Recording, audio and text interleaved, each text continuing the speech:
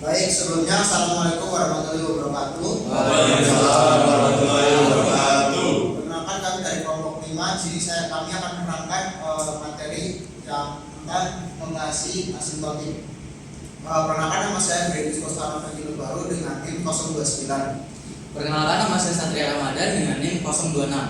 Perkenalkan nama saya Muhammad Fatih Rafa dengan NIM 22. Perkenalkan nama saya Ardian Desa Putra dengan NIM 040.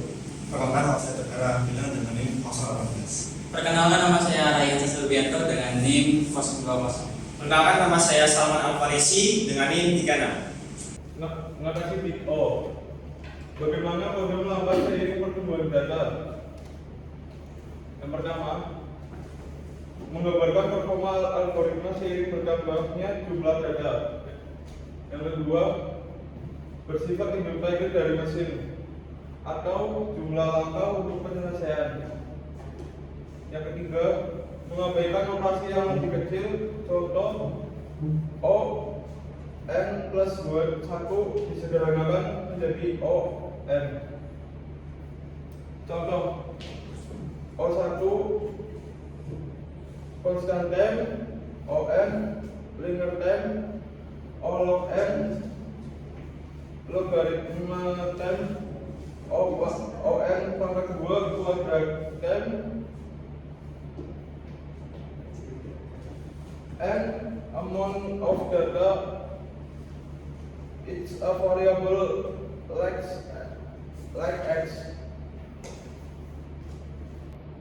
Oke, di sini adalah saya memberikan ada dua contoh tentang big O rotation. Di sini ada linear time.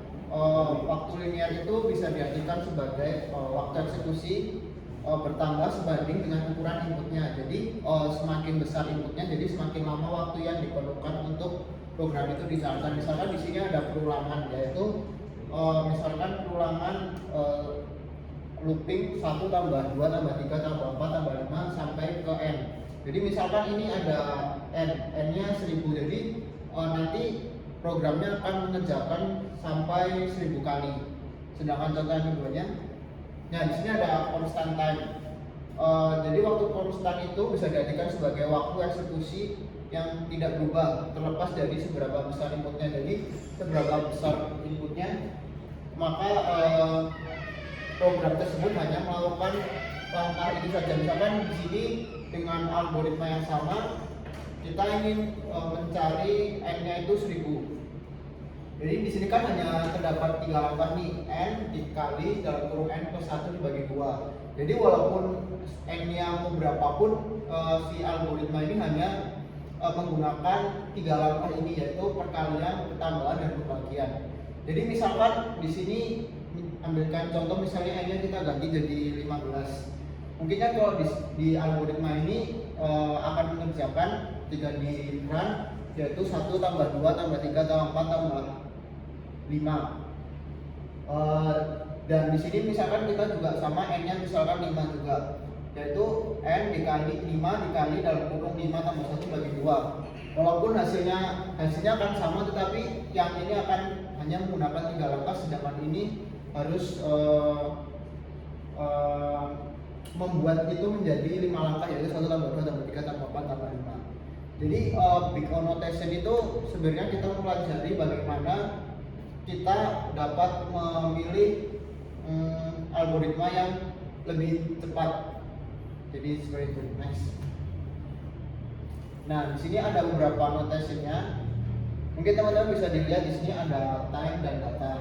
Ini kenapa ada kelinci dan pura-pura? Jadi semakin lama maka akan semakin lambat algoritma itu berjalan. Sedangkan di sini ada gambar kertas dan buku. Semakin banyak data maka akan mengaruhi kecepatannya juga. Mungkin next. Nah, di sini ada constant time. Tadi udah ada contohnya ya, yaitu waktu eksekusi tidak berubah terlepas dari seberapa besar inputnya. Jadi berapapun besar inputannya, algoritma itu hanya menjalankan dengan step yang sama. Jadi misalkan di sini ada random access of element in array atau inserting at the beginning of the list. Itulah kenapa grafiknya dia rata. Jadi mau jadi seberapapun n-nya tadi, dia akan tetap memiliki waktu yang sama. Next. Nah, di sini ada 0 O log n. Jadi O log n itu waktu eksekusi bertambah secara lambat meskipun inputan bertambah besar. Jadi setiap kali ukuran input bertambah, algoritma hanya perlu sedikit lebih banyak langkah untuk menyelesaikan tugasnya. Biasanya muncul pada algoritma yang membagi masalah menjadi dua bagian. Jadi contohnya di sini adalah binary search. Next. Di sini ada linear time yang mungkin ada di contoh satu tadi ya. Jadi ON itu adalah waktu linear adalah waktu eksekusi bertambah seiring dengan ukuran input. Jadi semakin besar input semakin lama waktu yang diperlukan. Jadi contohnya tadi seperti looping ya. Jadi looping walaupun n-nya tadi 1000 kali, dia akan melakukan 1000 kali juga. Jadi kenapa ini grafiknya miring secara linear ya. Jadi datanya itu akan sama, datanya data akan memakan waktu yang sama. Next. Di sini ada ON log n atau waktu log linear. Jadi waktu log linear ini lebih cepat dari, mungkin di next dulu. Jadi 0 ON log n ini lebih cepat dari ON kuadrat, tetapi lebih lambat dari ON. Biasanya digunakan dalam algoritma pengurutan yang efisien. Jadi pada contoh ada quick sort, snap sort, dan heap sort. Terus yang selanjutnya ada ON kuadrat atau quadratic time dalam bahasa Indonesia, yaitu waktu eksponensial. Jadi ini adalah kompleksitas yang sangat buruk. Waktu eksekusi bertambah secara eksponensial saat ukuran input bertambah algoritma. Algoritma ini biasanya ditemukan dalam masalah brute force, di mana setiap kemungkinan diujinya itu satu persatu. Jadi di sini ada contohnya yaitu algoritma insertion sort, selection sort, dan model sort. Next. Nah, ini ada yang terakhir yaitu ON factorial time. Jadi ini adalah salah satu kompleksitas yang paling lambat. Jadi algoritma ini tuh membutuhkan faktorial dari n-nya itu biasanya ditemukan dalam masalah permutasi atau kombinasi, di mana kita memeriksa semua kemungkinan. Jadi contohnya di sini ada traveling salesman problem. Jadi traveling salesman problem itu seperti, mungkin ada satu contoh yaitu kita diberikan data jarak antar kota dari A ke B, B ke C, ke D, E, dan jadi semua kota itu saling terhubung. Jadi kita disuruh untuk mencari jarak terpendek, tapi kita harus melewati setiap kota itu. Misalkan mungkin di teman-teman juga pernah dipelajarin waktu di semester 1 atau semester 2 mencari rute terpendek jalur kereta waktu pelajarannya umumnya. Dan traveling salesman problem itu juga bisa diartikan sebagai algoritmanya Google Maps. Jadi di mana kita menyuruh Google Maps untuk mencari rute terpendek dari apa yang tempat yang ingin kita tuju. Tapi bedanya dengan algoritma Google Maps, dia mempunyai banyak pertimbangan seperti kondisi jalan ramai atau macet atau tidak, terus kondisi cuaca juga terpengaruhi. Jadi itu. Next.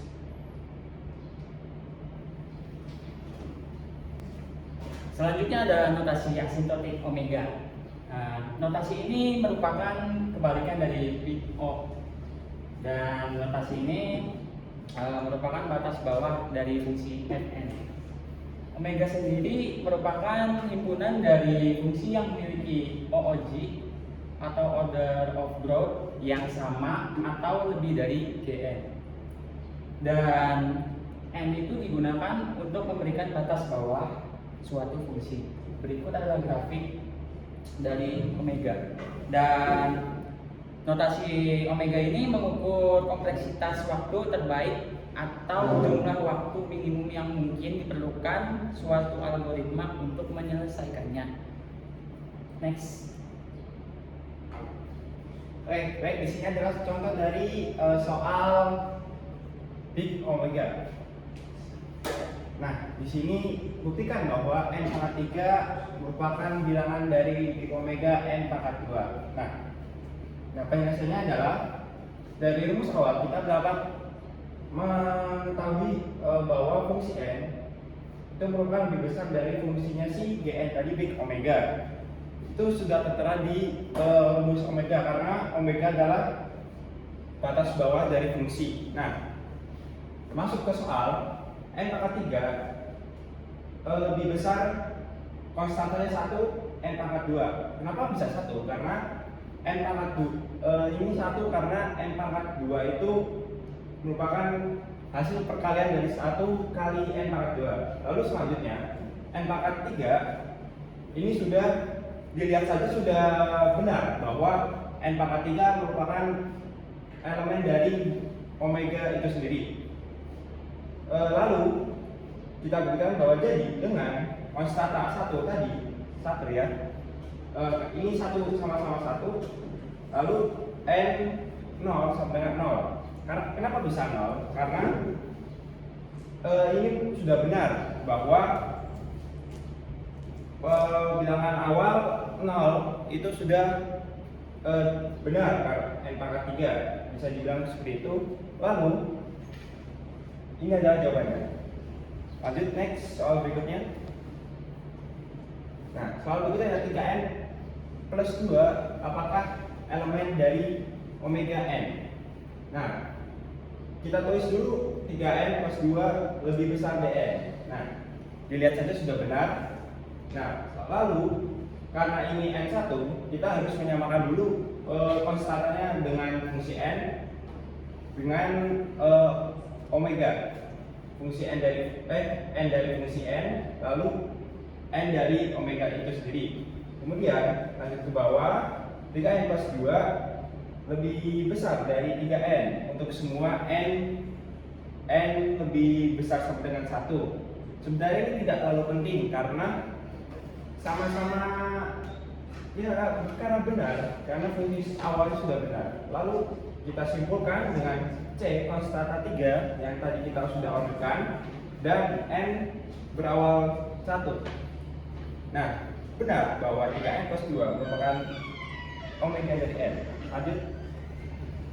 Nah, soal yang terakhir, buktikan bahwa 10n pangkat 2 plus 4n plus 2 merupakan bilangan omega n pangkat 2. Sama seperti tadi, ini fungsi n, ini omega n, n. Nah, lalu 10n pangkat 2, 10n pangkat 2 bawah, terus nah n untuk semua n pangkat 1 lalu kita simpulkan benar bahwa 10n pangkat 2 plus 4n plus 2 omega bilangan dari omega n pangkat 2. Next. Oke, selanjutnya. Kemudian ada notasi asimptotik big theta. Notasi theta adalah cara untuk mengukur seberapa cepat atau lambat suatu algoritma bekerja. Seiring dengan bertambahnya ukuran suatu masalah atau inputan yang diberikan, theta memberikan kita gambaran paling akurat tentang kinerja algoritma karena menggambarkan dua batasan sekaligus. Jadi yang pertama ada batasan atas berapa lama atau paling lama waktu yang diperlukan. Kemudian ada batasan bawah yakni seberapa cepat atau paling cepat waktu diperlukan. Theta menunjukkan seberapa efisiensi algoritma bekerja, baik dalam skenario terbaik maupun skenario terburuk, dan memberikan kita perkiraan waktu rata-rata. Mungkin kalau seandainya teman-teman masih bingung dengan apa itu theta, kita asumsikan dengan kasus sederhana. Di suatu kota kecil Purwokerto ada dua orang pelari bernama Ardian dan Salman yang mengikuti perlombaan lari jarak jauh dan membandingkan seberapa cepat mereka bisa berlari di lintasan yang sama. Ardian selalu memulai dengan kecepatan tinggi, tapi setelah beberapa kilometer kecepatannya menurun. Di sisi lain, Salman yang memulai dengan perlombaan dengan kecepatan stabil dan bisa mempertahankan kecepatan hingga akhir perlombaan.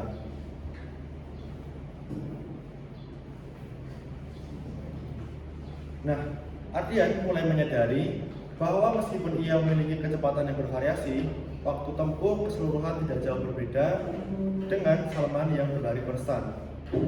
Kecepatan rata-rata mereka ternyata sebanding. Ini mengingatkan mereka pada konsep theta dalam ilmu komputer, di mana dua fungsi bisa tumbuh pada kecepatan yang sama secara keseluruhan, meskipun cara mereka berkembang berbeda-beda. Dalam perlombaan ini, kecepatan lari Adrian bisa dilibatkan sebagai Fn yang awalnya cepat tapi kemudian melambat, sedangkan kecepatan Salman seperti fungsi Dn yang stabil. Pada akhirnya, waktu perjalanan mereka menunjukkan bahwa keduanya memiliki pertumbuhan yang sebanding seperti fungsi yang memiliki notasi big theta yang sama. Selanjutnya adalah formula big theta. Nah, jika kita memiliki dua fungsi yaitu Vn dan Gn, maka di dalam big theta itu simbolnya adalah Vn sama dengan theta dan theta Gn. Berarti bahwa fungsi Vn dan Gn memiliki pertumbuhan yang sebanding saat n semakin besar.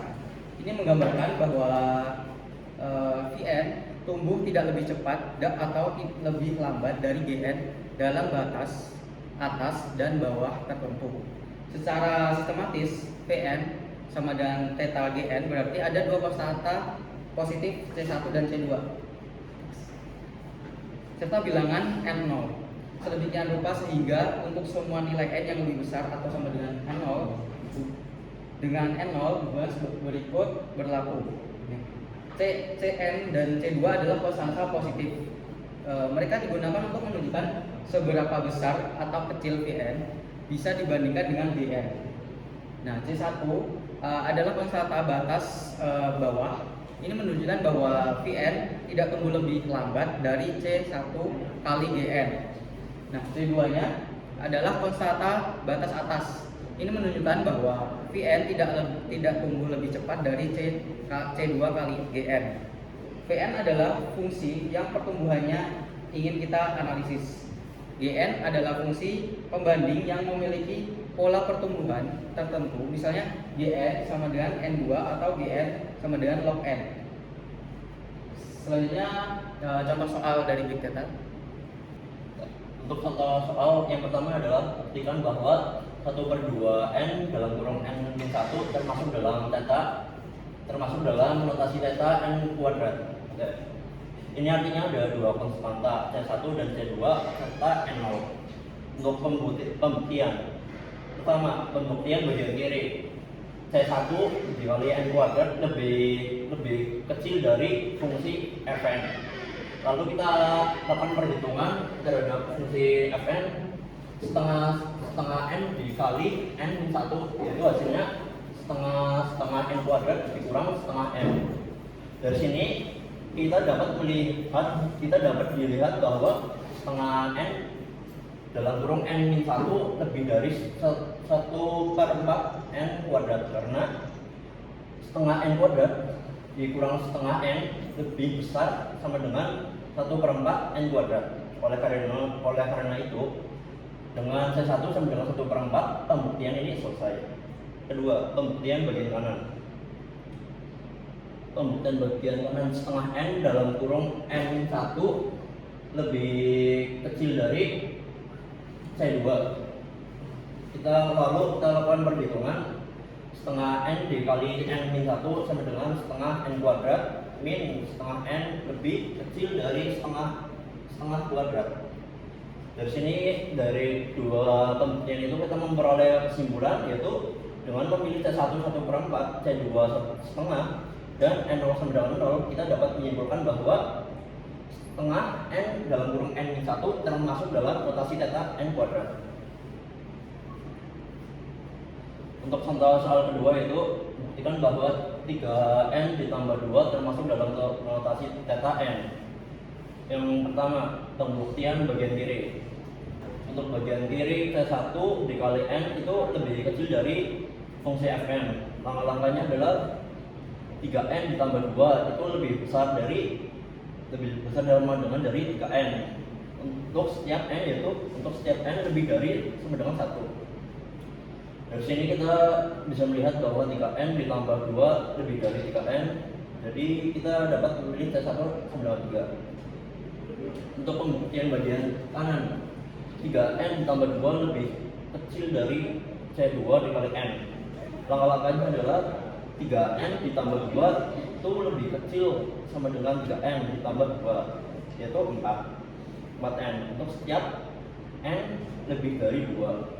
Dari sini kita dapat memilih C2 sama dengan 4. Untuk kesimpulan dari Big Theta, Big Theta memberikan informasi yang lebih presisi dibandingkan notasi Big Odd dan Big Omega. Dengan kata lain, Big Theta memberikan batas atas dan batas bawah yang ketat pada pertumbuhan fungsi. Theta sangat penting karena membantu kita memahami apakah algoritma efisien atau tidak ketika jumlah input bertambah besar.